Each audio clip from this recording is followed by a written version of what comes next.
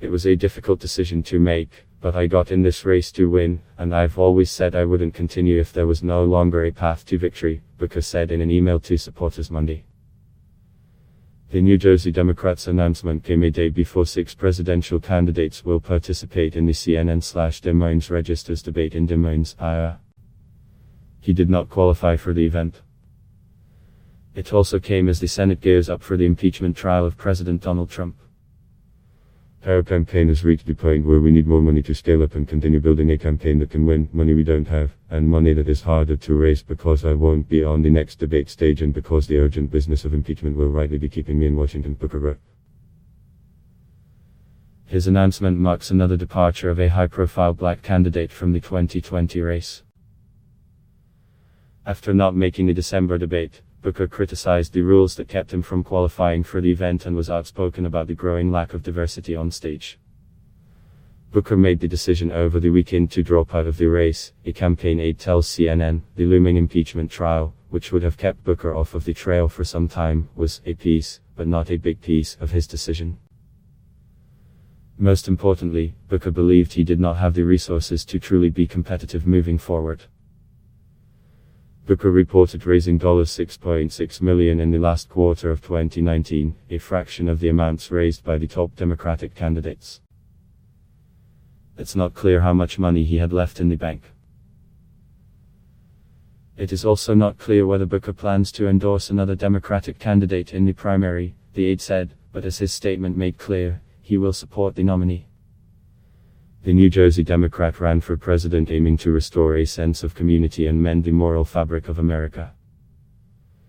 Booker launched his candidacy in February 2019 with a message he would remain faithful to throughout his campaign, calling on Americans who are feeling a common pain to come together in common purpose for greater justice and systemic change. Booker pressed for reforming the nation's gun laws, including establishing a national gun license program.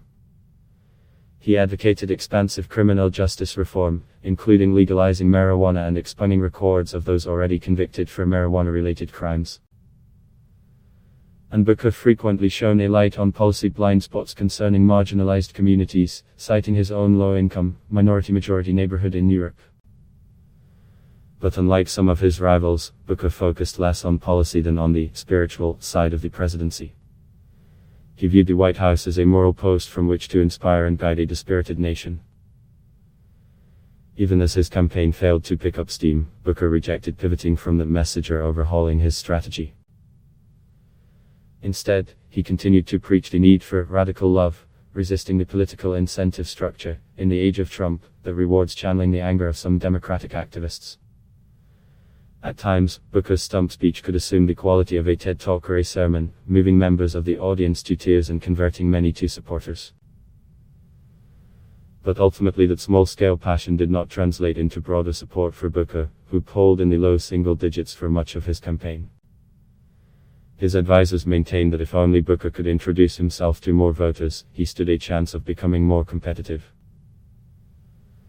But a few factors prevented the sort of breakout moment that many political prognosticators believed would come for Booker, but never did. Throughout 2019, Booker's fundraising paled in comparison to that of the top-tier Democratic candidates, limiting his capacity to expand his campaign team and advertise on television. In December, Booker failed to qualify for the debate stage, in part because his campaign did not have enough money to boost his polling. Booker could also be difficult to define as a candidate. Although he aimed for a middle road between the party's most progressive candidates and its moderate entrants, Booker might have landed in a political no-man's land, without a clear ideological brand to attract undecided voters.